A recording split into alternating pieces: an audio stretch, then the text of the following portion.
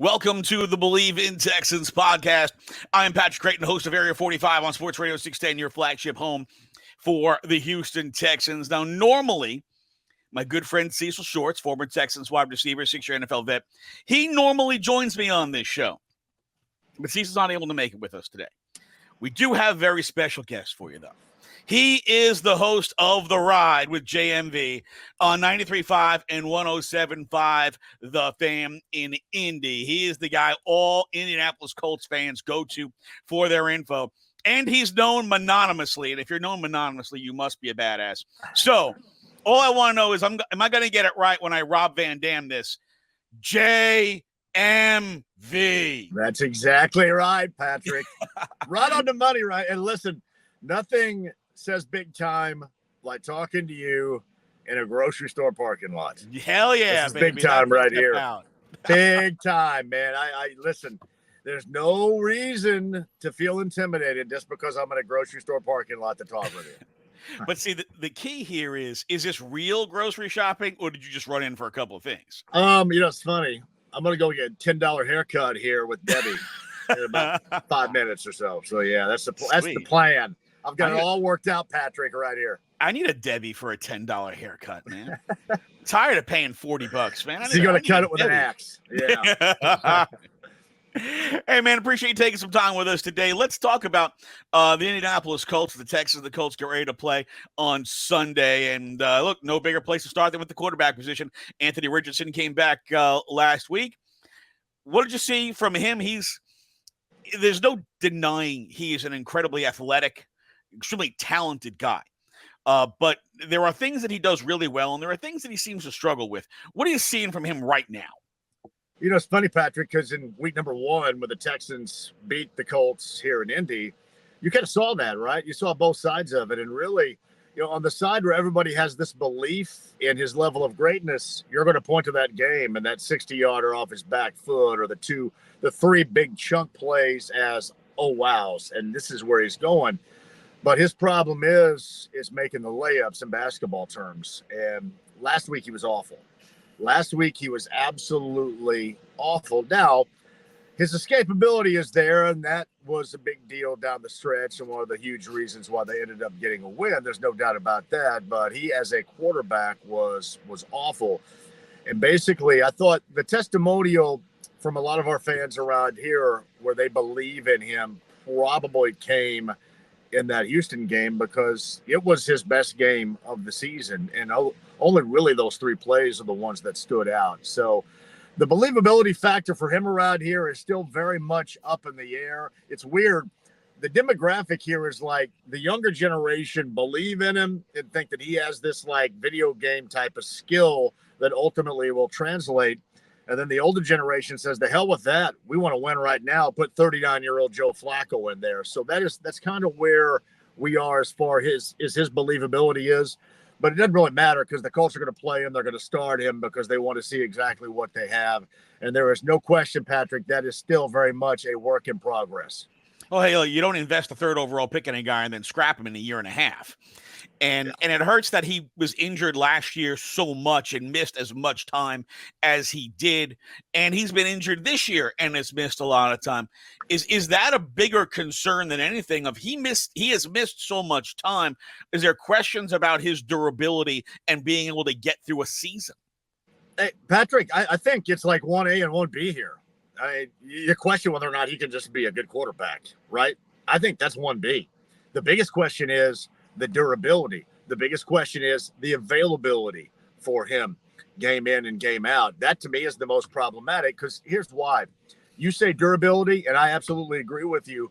Part of his entire game, the package in which they drafted him number 4 overall 2 years ago, is being able to run.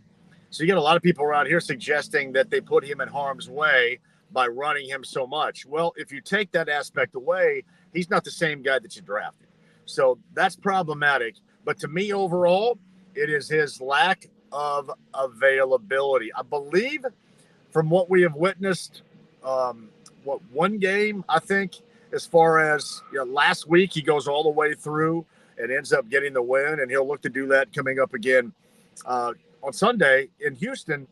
And that has been the biggest question mark with me. Is he going to have that availability to be out there? So that actually, in a world around here where people question his quarterback skills, whether or not he's going to be that multi-pronged threat that they thought he was going to be when he was drafted out of Florida, I just kind of wonder if he's going to be out there enough to justify moving long-term forward with him. That's the big question to me.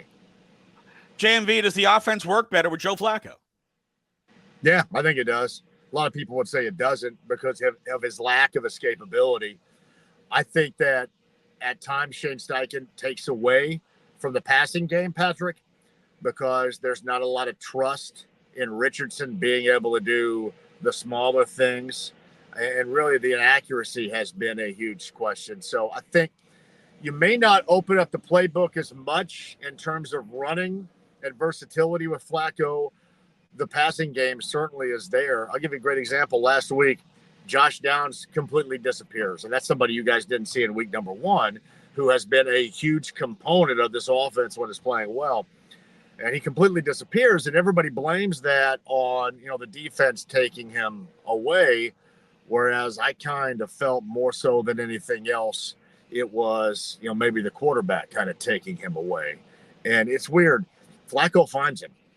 And I'm not advocating Flacco being out there because I do understand this. The premise of football is finding out what you have before you move long-term and sink a lot of money into it. But you have a certain facet of folks around here that want to win and want the guy out there to give you the best chance to win on a day in and day out basis. And there's a lot of believability around here that Flacco is that guy. He's not going to start, but I've said both sides of these people with these opinions are going to be met because he just cannot stay out there. Thus, you are going to see Flacco, even if he doesn't start the game. It's inevitable, at least with the evidence, Patrick, we have seen around here.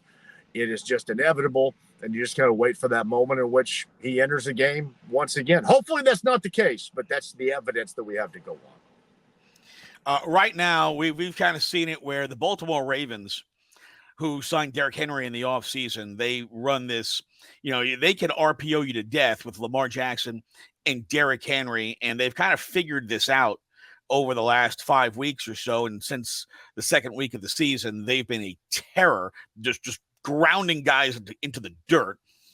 And I think that there was some idea, hey, this could be the Colts, right? With Anthony Richardson and Jonathan Taylor.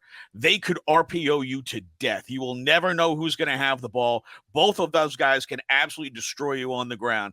And then if you pick the wrong one, well, there might be a 50-yard bomb coming over your head. What's the status of Jonathan Taylor?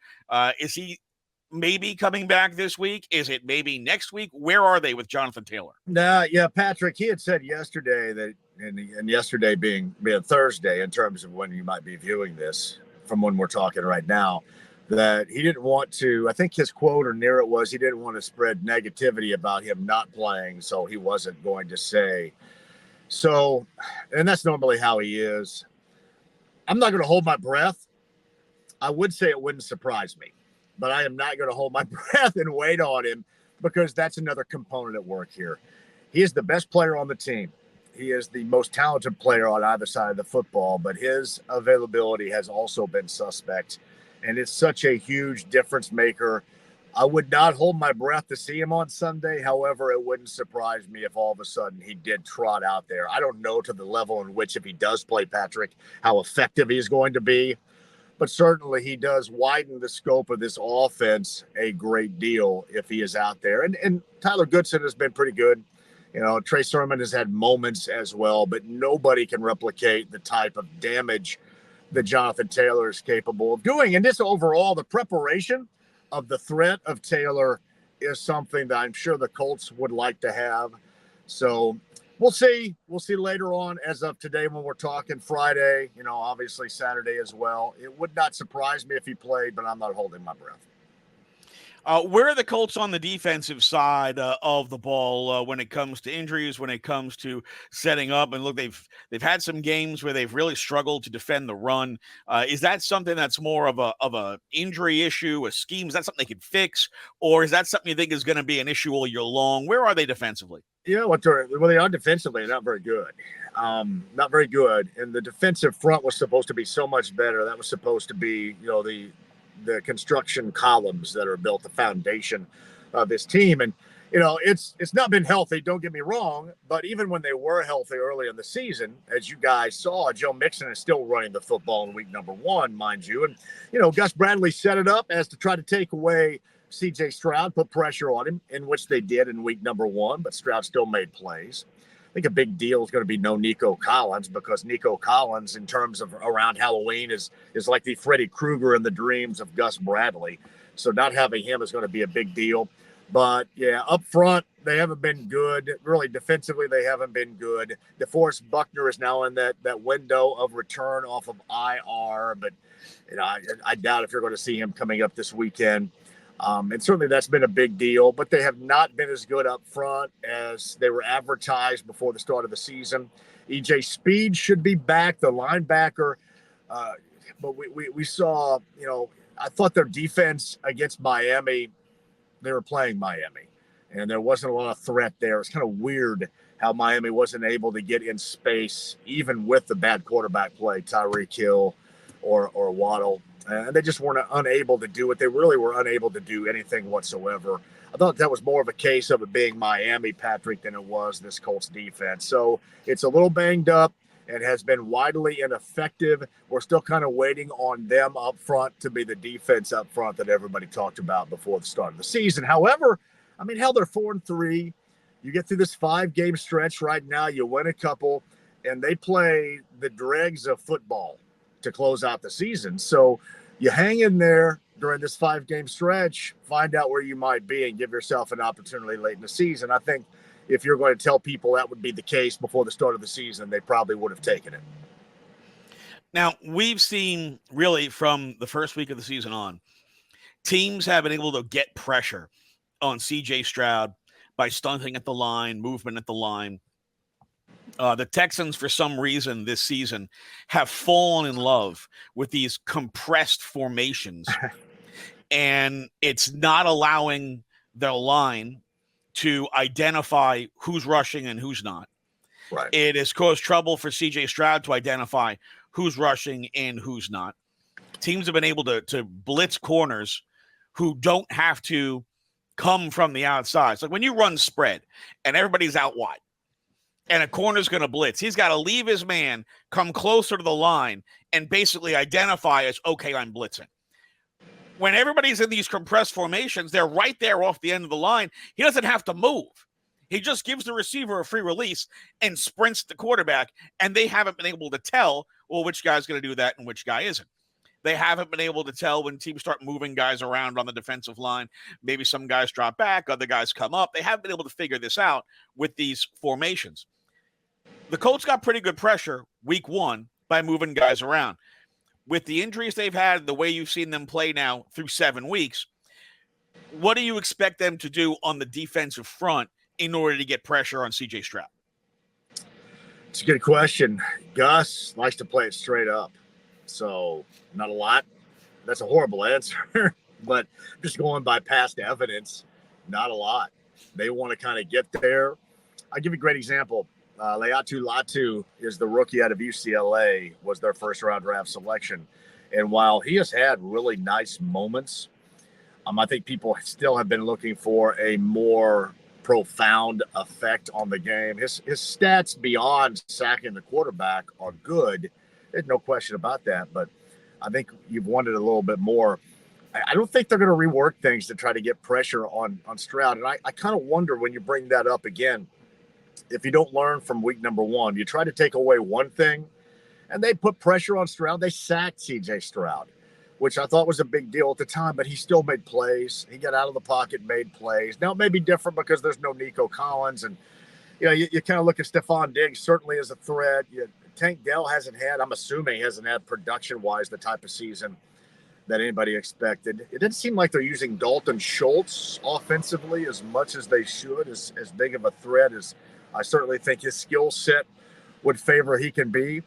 So yeah, I don't think they're going to let Mixon run on them the way they did in week number 1, but I don't think they're specifically going to try to, unless it's Stroud, take something away again. I don't think there's going to be much of a lean because A, Gus Bradley doesn't really rely on that very much, their defensive coordinator, and B, when they did that in week number 1, Nico Collins did play and they got tuned up by Joe Mixon, and that was one of the big reasons why they ended up losing that close game. So, yeah, I doubt it. I don't think there's going to be much elaborate approach to this defensively other than taking advantage of one of the skill position players not being there and still hoping to get some straight-up pressure on the quarterback that, they angled for back in week number 1 and then got burnt by the run game. And really, the run game wasn't elaborate as I remember, right? It was all kind of power pitches to Mixon, and he just got chunk yardage out of that too. And that was something that led to me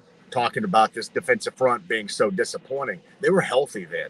They're not supposed to, even if it is angled to take away Collins or put pressure on Stroud. I thought it was embarrassing the yardage they gave up to Mixon, 150 plus in that game. And I would think you would handle that differently, but as far as it being elaborate, I wouldn't expect that. No, and I would expect the Texans are going to try to lean on Joe Mixon a lot on Sunday. And things that we've seen since Nico Collins, left the game in the first quarter against the Buffalo Bills 3 weeks ago. For whatever reason, the Texans don't run Nico's routes with a different receiver. Like those deep in routes over the middle, those crossing routes over the middle, nobody's running those routes. And I don't know why nobody's running those routes, because you would think with Nico Collins out of the lineup, hey, this is how maybe we could unlock Tank Dell. Let's get Tank running Nico's routes, get some of those deep slants and deep crossing patterns, those intermediate ins across the middle through the zone. Tank's not running those routes. Hey, maybe we could get Xavier Hutchinson, who's a big dude, kind of like Nico, big frame. Let's have him run those routes. He's barely playing.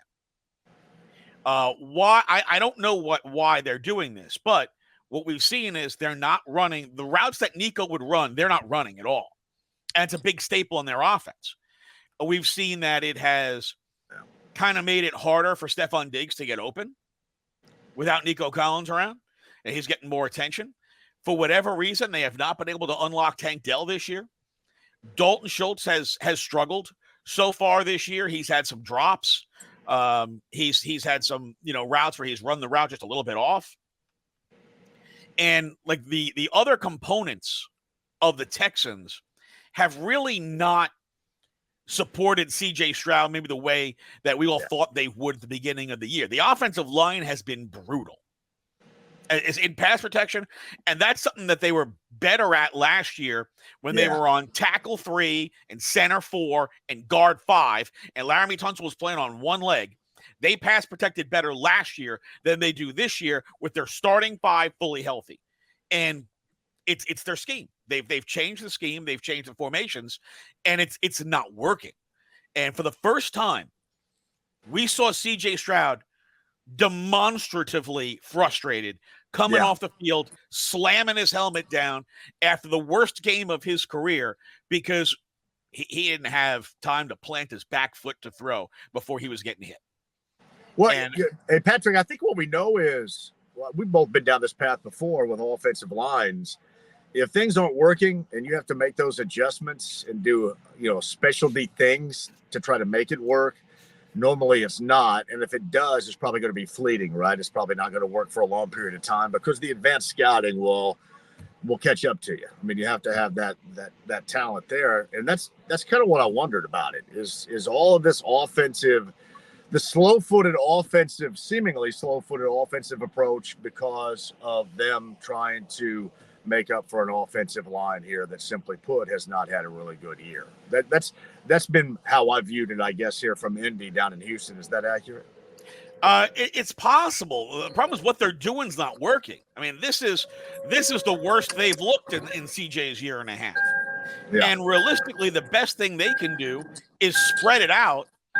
And all right, if the line's not going to hold up, at least if they're spread out, CJ can see where they're coming from. He can make his reads. He can make his adjustments. He makes adjustments in real time as well as anybody. Give him a chance to work the magic. He worked the magic all year last year. Yeah. In these compressed formations, he doesn't have time to work the magic. And you saw the only reason that they were even competitive against Green Bay was they got 3 turnovers. Yeah. Listen, we've seen that in a similar capacity around here. The consistency of trying to make up for something that's not working. I'll give you kind of what I think is a comparable example of it. Is we thought that was going to be the secondary. We thought the secondary kind of wondered exactly how they approached it, why they didn't go out and fortify with some veteran presence back there, whether it's a safety or a corner. They didn't do that. And, obviously we questioned it, but I don't think we understood exactly how down that this defensive front was going to be. And that's been more the focus than I think the secondary right here. So to me, just kind of looking at Houston, it looks like, it's more about the offensive line and what it isn't doing. But you kind of make it to me sound like it's more about the coaching philosophy than it is anything else. And that would concern me. If maybe I'm wrong about it, that would concern me if you have CJ Stroud, because he seems like such a level-headed, great, young, leading dude where having that discombobulation would be frustrating for somebody like that, which is exactly for your franchise guy what you wouldn't want. No, I think there's a lot of people here in Houston who have this concern when it comes to Bobby Slowick about what is going on with the offense. There's a lot of things that just don't seem to make any sense. Yeah. And this is, for an offense that was so prolific last season with CJ Stroud as a rookie, now you've improved the offense by bringing in Stephon Diggs. You've improved the offense bringing in Joe Mixon. Your offensive line is healthy. Why are you regressing? Why are you doing these different things that don't work every week? Don't work, but you're still doing them.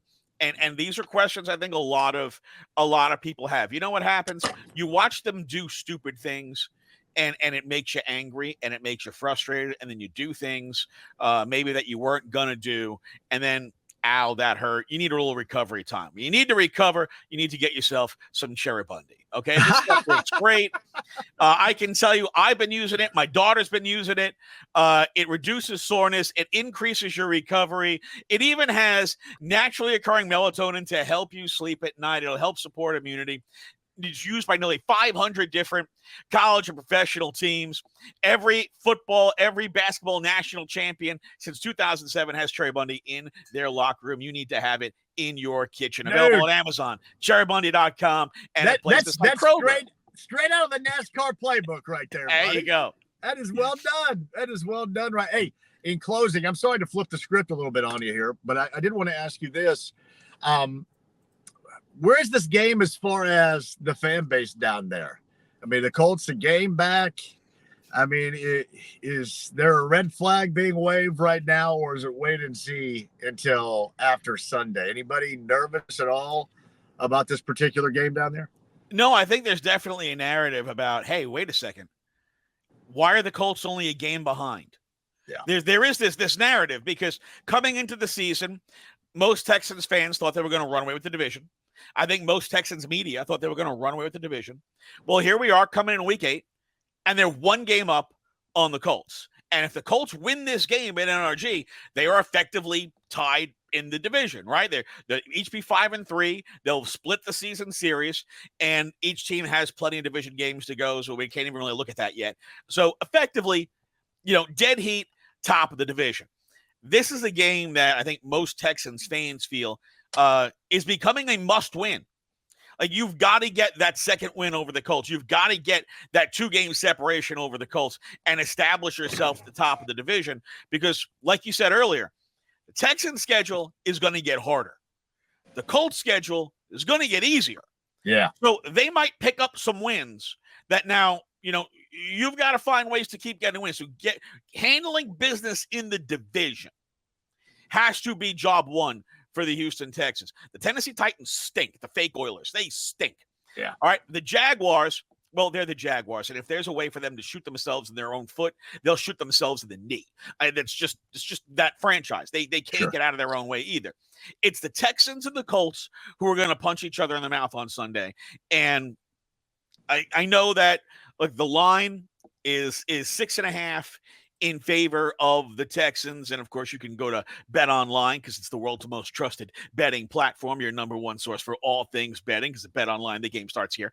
You go to Bet Online, you can make your wagers on this game whichever way that you like. But one thing we know about the Texans and the Colts, it's always a slugfest. Yeah. It doesn't matter what backups are playing. It doesn't matter what happens in the first half, because in the second half, it'll flip. This always happens. These two teams are going to be in a slugfest.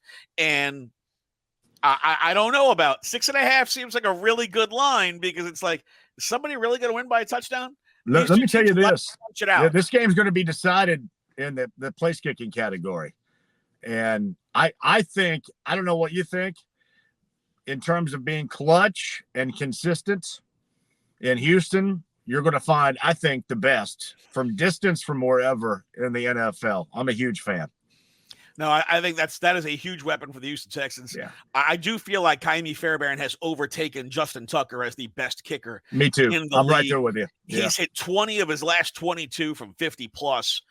Nobody else has done that. Even Justin Tucker suddenly is on the skids from 50 plus. Is he not 72 for his last 77 over his career? Is that accurate? His numbers are ridiculous. Yeah. I when I picked this, I had to pick yesterday, right?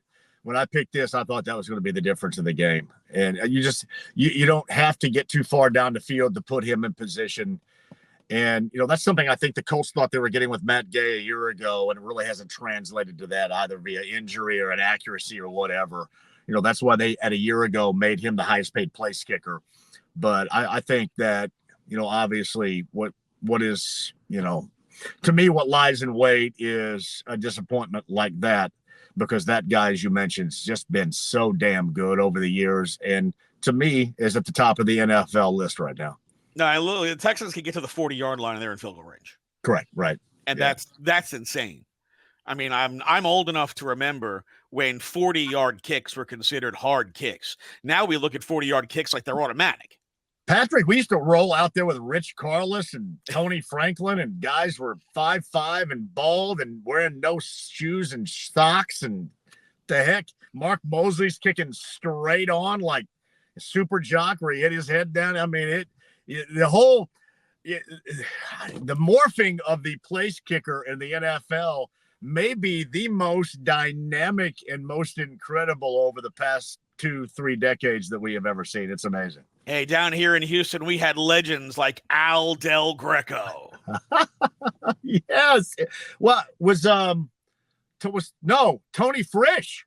In Houston with the Oilers, Tony Frisch was a guy. Did Tony Frisch wear a shoe, or was he shoeless? He might be a little before my time. I'm sorry. How old are you? My bad. Well, I came down to Houston in 2013. Look up Tony Frisch and make sure I'm accurate, and then send me an X message that I believe, because I loved, and I still have an old school Oil Derrick logo shirt of the Oilers. I was a big Oilers, not a fan of the Oilers, but I like watching them play, and I loved "Love You Blue" in that particular slogan. But Tony Frisch, Tony Franklin, Rich Carlos, Mark Mosley, maybe the greatest all-time place kicker. You look at all these names, and they were all accurate, but nothing like we see today. These guys get near the 50, and you expect them to hit it nowadays. See, I remember Rich Carlos, the Broncos, and Mark Mosley with Washington. And when I was a kid, the Giants had a kicker named Ali Haji Sheik. Yes. And then eventually it would be Matt Barr, who came from Cleveland. No, you always had Bars. Matt Barr, Chris Barr, the Barr brothers, always there. Those two guys were everywhere. Donald Igwebike was one of my favorites. And if you remember, we always knew Raphael Septien of the Dallas Cowboys back in the day, too. So we can do this all day, buddy. I found Tony Frisch. And he wore one white cleat and one dark cleat. I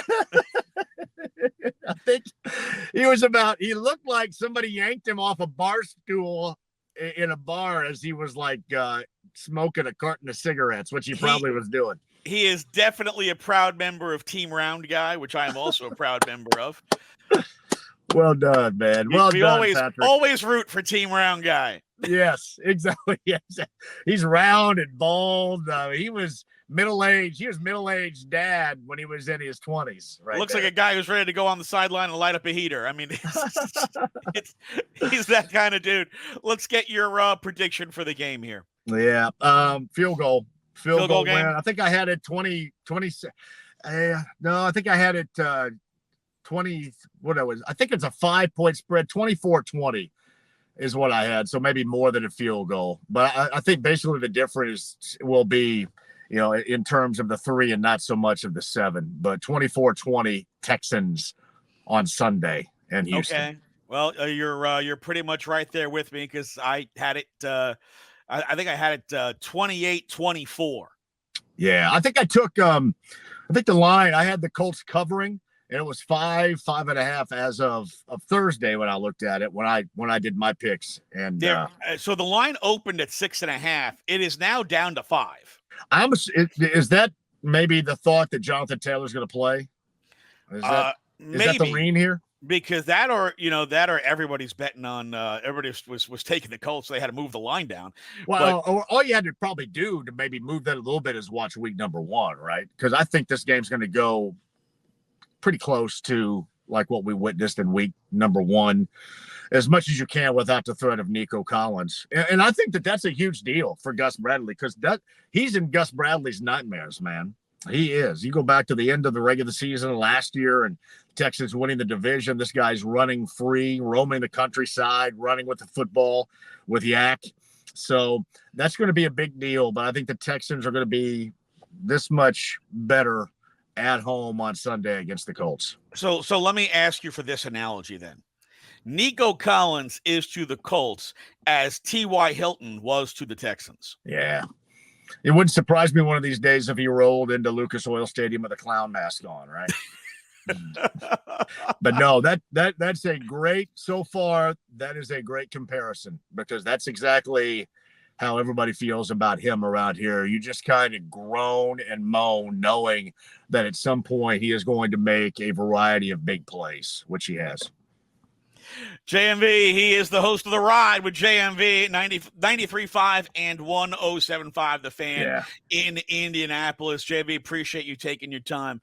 Thanks for having me, Patrick. Tell Cecil hello, and you guys have a fun time down in Houston this weekend. One of my favorite towns, man. I have a blast there. I appreciate you, brother. Thank you. You got it, bud. He's JMV. With 93.5 and 107.5 The Fan in Indy, helping us break down, previewing this game between the Houston Texans and the Indianapolis Colts. And before we let you go, I want to tell you about Melon hats. You know what? These hats are awesome. And I tell you this because, well, I have a black hat and a red hat. And I don't really get to wear them very often because my wife and my daughter keep stealing them. My wife stole the black hat. My wife said, she's a teacher, and they're out on the playground. And she said, oh, you know what? I'm taking this one. I'm taking this one to work. I'm going to wear this one out on the playground, cover my face. So she's out there. She's got her hat, and I haven't even seen it since the day I took it out of the box because she stole it. My daughter, I keep finding this red hat in her room because she likes it. It's soft. It's comfortable. It stays cool, right? It doesn't make your head all sweaty. She doesn't like that. These hats are just made different. They're built to last 5 times longer than any other hat that you're going to get. They got natural antimicrobial properties, so the sweat doesn't break down the hat, right? You don't get those ugly yellow lines in here in the bill from the sweat. You don't get the white lines going across the hat there from the sweat. And you know what I'm talking about because your hat game's got to be on point. It's the most comfortable fit you're going to get. You know what? These things are built for the water. You can wear them in the water and they don't lose their shape, right? How important is that? How many times you've worn a hat in the water and that's it? It's trashed. It's trashed. No, not with these. These pop right back in. In fact, you can put this in the washing machine. You can wash this hat, and when it comes out, it looks just like this, brand new. It pops right back into shape. They come in all different sizes, small, classic, extra large. So, if you've got a Kevin Mensch head, it's okay. They got a hat that fits you.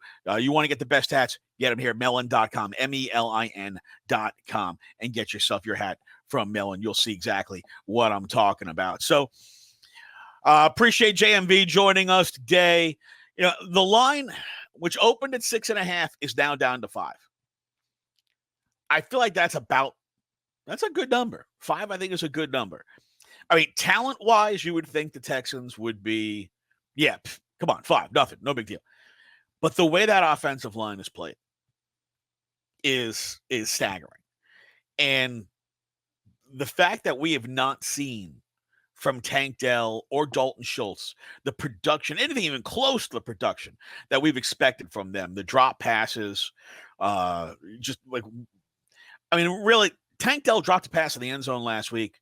I don't think he'll ever drop that pass again. I don't think he's ever dropped it before.